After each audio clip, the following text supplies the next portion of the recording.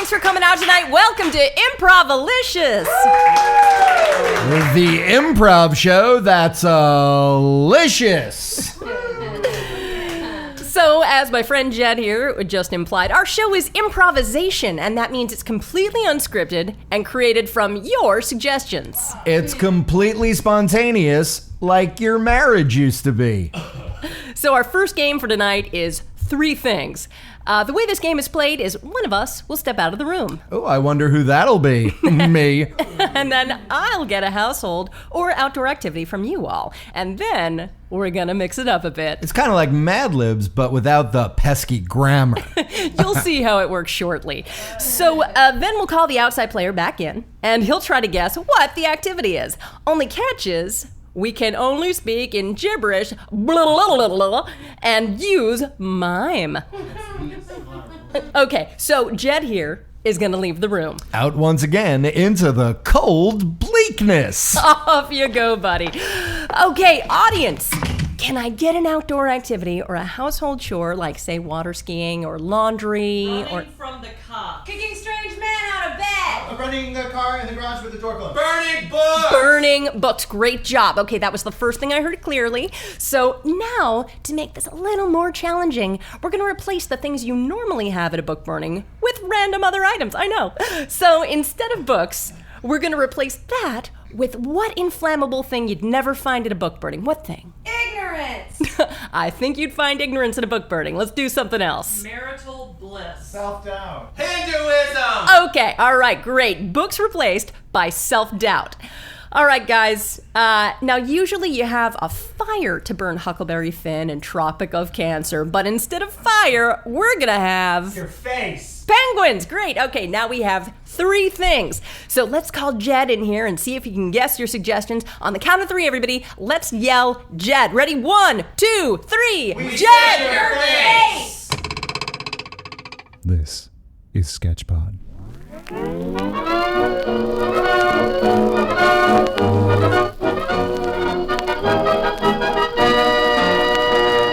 There's some things I remember saying that I thought were compliments. I'd love to hear. Well, you didn't mean to say something, is that? Well, I guess I thought it was I've often thought I'm giving somebody a compliment, and then their face or response tells me, like, I know the first example I could think of is a roller derby teammate or league mate who came into practice with a new haircut, and that was awesome. She looked fucking badass. It was short and like angled and everything.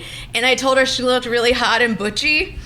She didn't like that. I thought it was like gonna be like, oh, it's like that's a cool way to look, and it's You're a roller derby girl. yeah. And I was like, it was like, bam, like you just walked in here like that, and it was so great. And then that's the words I used was hot and butchy, and she was like, and she just kind of like turned away from me and like muttered as she turned away, like that's not a good way to want. That's not how I want to look. And I was like, oh shit. Oh, Did you correct that, or did you let it go? No, I let it go. I was like, Because you're like, it is What a could she compliment. do? I agree, it's a compliment. It's like the time I asked somebody how I looked, and they was like, "You look warm." I still don't remember who said that to me. I gotta block that out. That's not a compliment. How was this outfit? Is it good? Yeah, you look warm. Well, great. that's not a comment on your outfit. That's like It's the type of thing. Oh, you look so great, pregnant. I'm not pregnant. I'm not. You're glowing. No, I'm hot. No. Why are you so hot? People, you look hot. You look so healthy. That was like, you have like fat. What does that's that exactly mean? That's exactly right. I'm sorry. Anytime Are they you're saying like, fat? God, you look so healthy. That's fucking weight. You're talking about my face, and like I look plump and ripe. Well, that's an apple You look to describe, ripe. or a fucking grape, not me. You look ripe. Yeah, I don't even want to hear it. Jeez Louise. Ripe for the picking. someone thinks Yeah, you what look else you thin, got? they say What you else you look got? You thin. look thin, not, oh, you look so healthy. No. No, I don't want to hear that. I don't want to fucking look healthy. You look like you're enjoying meals. That's not nice either. Wow, Cooking you a look, lot? Cooking a lot. Have you been cooking a lot? That's just mean. Cooking a lot.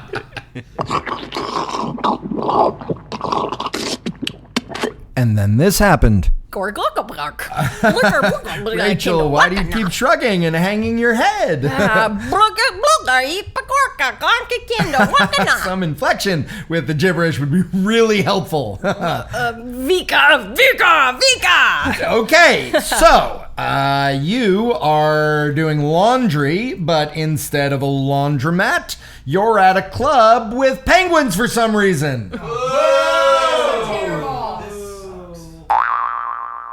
I think one of my favorite, it was probably a murderer, but anyway, what does that mean nowadays? But I mean, who hasn't? I mean, you know, we all have a bad day. But so when I lived in LA and I worked at this little hotel in Bev Hills, one day I'm there. I was the hostess, of course.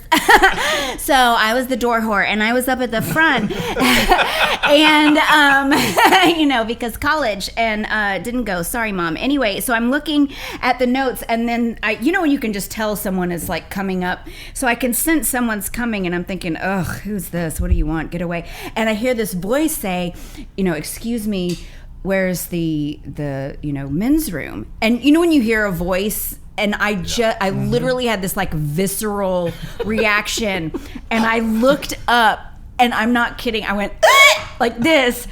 It was Robert Wagner, you guys. Oh my God. Robert Wagner. Okay.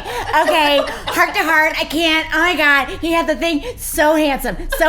Probably a murderer. So handsome. The voice, I can't. I was dying. And I was like, I mean, you are all right. So, where's the men's room? Yes, exactly. And so luckily for me. Do you have any Quaaludes and right, champagne? exactly. Just a little something. I just. Like so, a little boat trip? Yeah. We could just take a quick tour. Very quick. And so, and he was very dapper and tan, and the hair was perf. And luckily at this hotel, we were not allowed to point. You had to. It's true. You were not allowed to. You could not. You couldn't gesture. You couldn't. You had to escort your guests. Oh, escort. You had to escort your guests. So, I got to take Robert Wagner to the bathroom. It was really a highlight. It was really a highlight in my career. And then I ran outside and I called my mom and told her that I took Robert Wagner to the bathroom. So I don't think she cares about college anymore. So Thank God. I didn't go. It was very exciting. Yeah, great manners for a murder. I took mean, Robert allegedly. Wagner to the bathroom sounds like a euphemism, like I tied one on last night. It was rough. I So took many Robert Wagner margaritas. to the bathroom last That was night. probably very inappropriate. That's when you do too many Quaaludes and champagne. Robert Wagner. I totally pulled a Robert Wagner last night. Or breakfast, whatever. Or breakfast, I'm not yeah. judging. You know, mimosas for some, Robert Wagner for me. Thanks. God. And then this happened. Let me see if I got this. You are at a book burning, but instead of books, you're burning self-doubt, and instead of fire, you're using penguins. Oh my God, yes. Oh my God, yes. 1,000 times yes. We did it. Yes. Not penguins, you said your face. For the last time, I heard penguins. That's what I heard. This is the last time we play a private party. Oh, come on. Not every party's going to be for a linguistics club. Where would either of you like to start?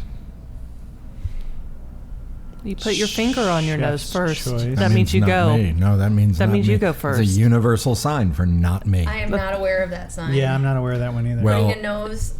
Your So when you think I'm not looking at you and you put your put your finger on your nose. no, that I'm picking my nose Yeah, when you're not. not looking. you. Yeah, It is you. It's you every time. Yeah. I see you. yeah, The jig is up, dude. But it is you. yeah. I'm just enough in your periphery that I know you can see, but you might doubt what you see. And then I look and you're still doing it. I don't think this is gonna work out. I brought my bag. the bit Goodbye. or the relationship? Yep. Any injuries or surgeries? Not yet. Impending. Oh, yeah, and then this happened. Okay, great, guys. Now can I get some suggestions for a celebrity? No Chomsky. Ron Jeremy. This is a family show, guys. Don't slut shame us. I worked with a lady named Barbara, and she was Australian, and I worked with her in a bar. We were bartenders together, and she was like very cute and Barbara spunky. the bartender. Barbara the bartender, the Barbara Australian. the Australian spunky bartender. So spunky, and she was super fun to be around, but she was a blatant thief, and so like she was stealing from the owners. Cash. She would say things to people like, you know, like, I feel like you're a really good person, so, you know, like, your tab's on me today, but if you want to give me cash, you know, like, feel free.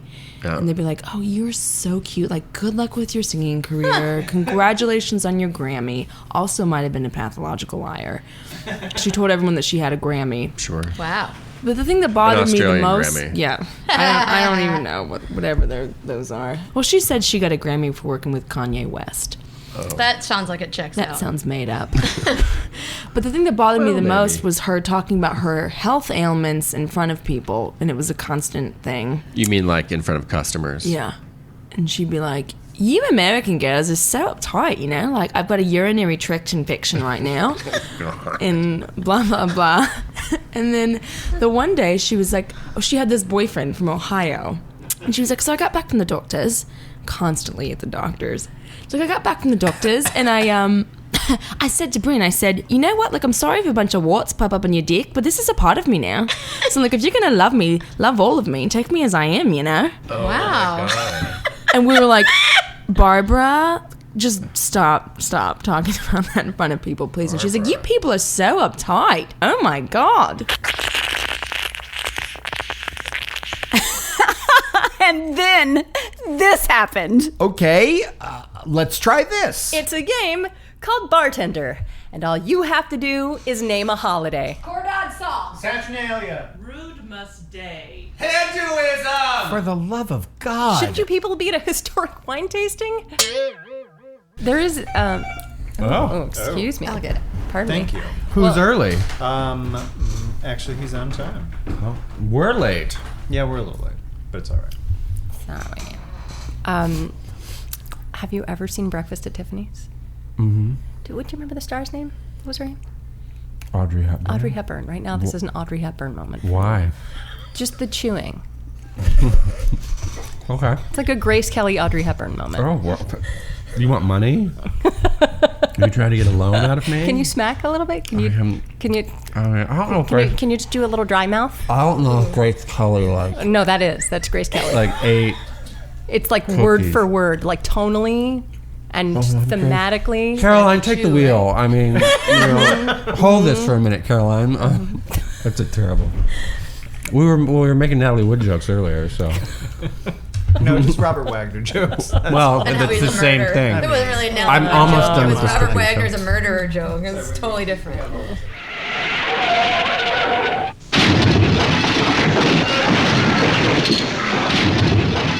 And then this happened. This one will be right up your alley. Name some types of theater. Oh, multiplex! No. You will not break us. So here is Red Riding Hood, retold in the style of multiplex.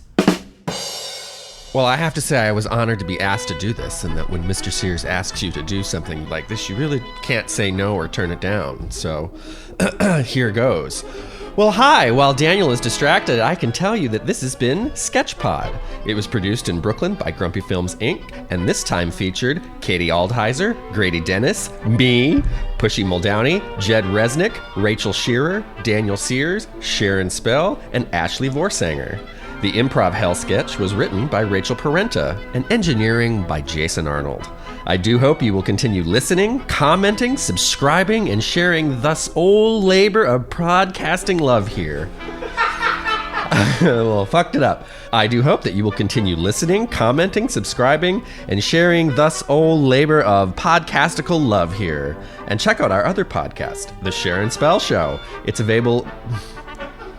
Don't laugh at me! You've had how many times to do this?